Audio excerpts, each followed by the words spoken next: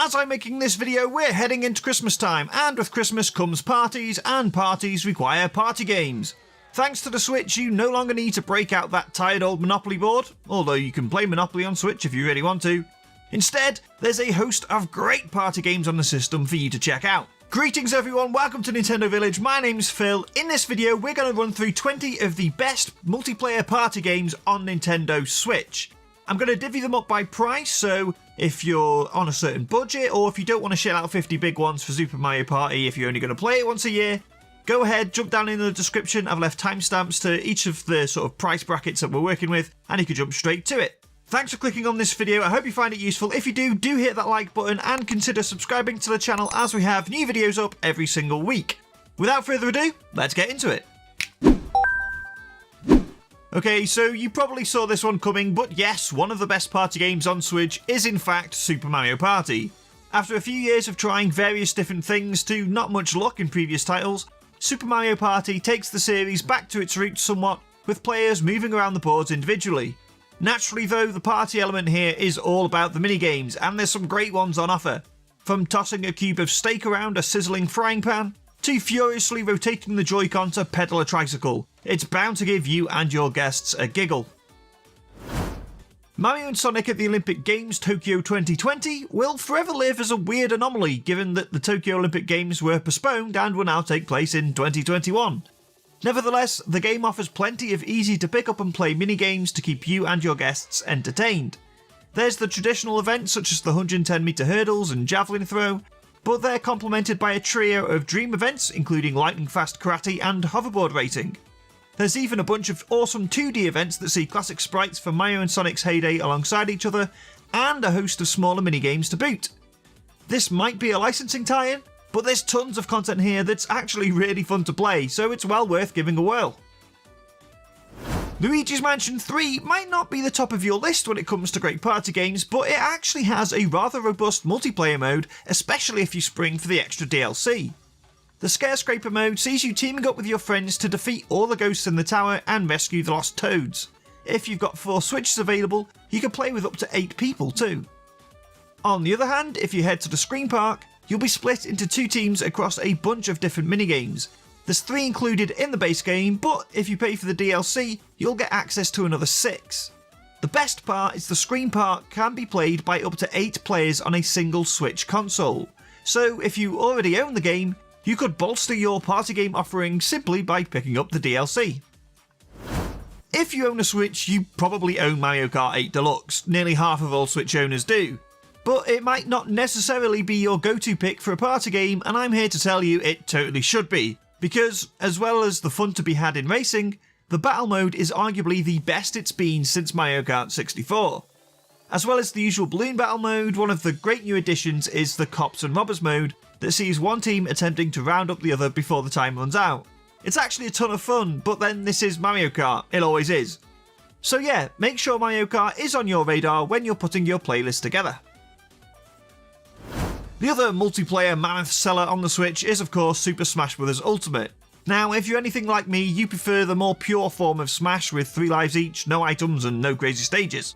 But we shouldn't forget that Smash is a party game at its core, and if you forget about the competitive side for a minute, it can still be an absolute riot. Crank the item frequency to the max, pick the daftest stage you can, and remember that Smash can hold it with the best of them when it comes to hilarious fun. Plus, it's another one that can handle up to 8 players on one system, so it's great if there's a group of you. As is one of the Switch's launch titles, Super Bomberman R. It too features an 8-player battle mode, making it another fun and accessible title to break out at a party. The classic gameplay of strategically placing your bombs to trap your opponents in an explosion is as fun and addictive as it's always been, and with rounds wrapping up relatively quickly, you'll have plenty of opportunity to get revenge if you find yourself on the wrong side of an earth-shattering kaboom. If you're looking for something a little more accessible for casual players and non-gamers, then another Switch launch title, 1-2-Switch, could be a good shout. It serves as a great demo for everything the Joy-Con can do, and is arguably the only game on Switch that really stretches the controllers to their maximum.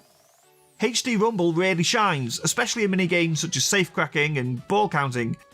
Plus, if you've had a few drinks, milking a virtual cow is definitely going to provide plenty of entertainment. For a slightly less raucous time, you could give Clubhouse Games 51 Worldwide Classics a go, or 51 Worldwide Games as it's known here in the UK. As the title suggests, there are 51 games available in the set, including everything from poker and backgammon to Ludo and Connect 4. This is a great one to grab though if your family was one that routinely broke out Wii Sports or Wii Play back in the day, as several of the games included are revamped versions of those found in those two classic Wagglefests. Righto, so that's the premium offerings out of the way. Let's dig into some cheaper options, shall we? All these next games are between $20 and $30. There's actually 7 different Jackbox party packs available on Switch, and any of them will give you a rather entertaining evening. Each pack contains 5 different games that give you various things to do, and they're usually some sort of bizarre and hilarious riff on classic parlour games. But the great thing about them is that you play them using your smartphone. So this is a great one to get people involved in without having to shell out for a bunch of extra Joy-Con. Worms WMD probably wouldn't be the most energetic or raucous game to break out, turn-based battler that it is, but the humour of the game consistently shines through and will give you plenty of laughs as you're playing. Whether you're dropping a giant concrete donkey on an opponent or blowing them to smithereens with a holy hand grenade, a Worms bout is always a great laugh.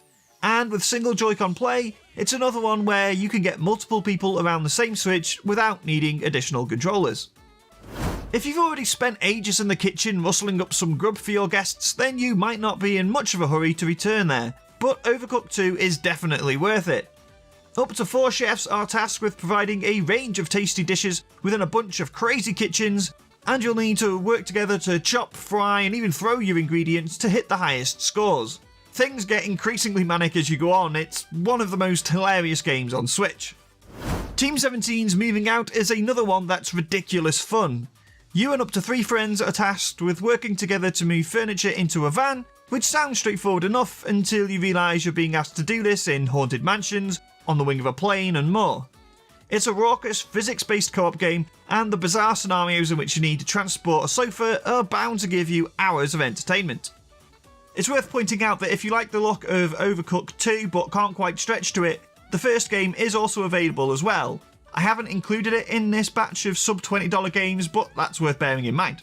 If, for some reason, you've ever wanted to slap the living daylights out of a French fancy, then Cake Bash is the game for you. Taking control of muffins and cupcakes, there's a number of wild minigames that see you toasting marshmallows, avoiding hungry pigeons, topping trifles, and attempting to collect the most sweeties. The game's at its most satisfying though when you slap your opponent, stunning them for a second to give you an advantage. Maybe there's some deeper psychological issues at play here, but uppercutting a chocolate eclair never felt so good. If you're already familiar with Overcooked and fancy something similar, Catastronauts might be what you're looking for. It employs a similar team-based scenario, but rather than whipping up culinary delights, you're tasked with manning a spaceship. You'll need to divvy up tasks like firing ray guns and putting out fires as you battle enemy spacecraft, and run like hell to the safe zone if a solar flare pops up. It's another fun, manic experience that results in a lot of shouting and plenty of laughs. Underpants are funny, I don't know why, they just are, and Brief Battles leans into that scientific fact to great effect. With both co-op and competitive modes, your characters leap around over 50 different stages in a bid to don some super-powered undies to help you come out on top. I've had some real laughs playing this with a girlfriend, and I can only imagine it gets even more chaotic with 4 of you scrambling to don the golden undercrackers. Definitely recommended.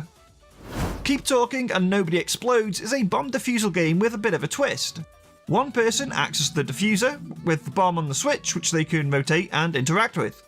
The rest of your team have the instructions on how to defuse the bomb, and it's on them to tell the person with the switch what they need to do based on what he or she could tell them about what they could see. It's a unique way of utilising the system, and things can get increasingly tense as the timer ticks down. Another good one to have if you've got some non-gamers in your party. Frankly, Ultimate Chicken Horse deserves to be on any list ever simply because it's called Ultimate Chicken Horse. Thankfully, the fantastic name is complemented by some great gameplay too. Combining competition, platforming, and Mario Maker style level building, the aim of the game is to create a stage that you could finish but your opponents can't. Each player gets a building block at the beginning of each round and can place it wherever they like. If nobody finishes the level, nobody scores any points. But if everyone finishes, nobody scores any points either. So the key to success is in creating just enough challenge to deter your opponents, whilst ensuring you can still get to the flag. A brilliantly executed idea and a great one to play if you and your friends are all gamers. Righto, let's wrap things up with a trio of great party games you can pick up for less than a tenner. The premise of Heave Ho is fairly straightforward. You move your character's arms with the joysticks and grab onto things with the left and right triggers. The fun kicks in when you're trying to grab onto different surfaces or other partners' hands whilst swinging wildly across the screen. Probably at its best with 4 people, it's nevertheless an absolute riot when things get complicated. Flat Hero sees you taking control of a tiny square, leaping around an arena trying to avoid all sorts of bullets, bangs and lasers. Although there's a pretty meaty single player offering, you can also play both co-op and versus modes, and with simple accessible controls, anyone should be able to give it a go. It allows up to 4 players, but there's also a drop in and drop out function, so it'll be easy for your guests to rotate if there's a bunch of you. Finally, Astro Bears takes the basic concept of Snake and adds a third dimension to proceedings. Running around a spherical planet, the goal is to stay alive as long as possible by avoiding running into the trail left by yourself and other bears. The ability to hop over and run under those trails really mixes up the classic gameplay and actually makes for a pretty fun time. For $7 or £6, you can't really argue, and you should easily get your money's worth if there's a handful of you playing. So there you go, 20 great party games on the Nintendo Switch. I'm sure there's some great other ones though, so let us know your recommendations down in the comments. I hope you enjoyed this video, hit that like button if you did, and do consider subscribing to the channel to stay up to date with all of our weekly uploads. Don't forget to check out thenintendovillage.com for more Nintendo news, reviews, features, podcasts and all that cool stuff. Thank you so much for watching, I'll catch you all next time.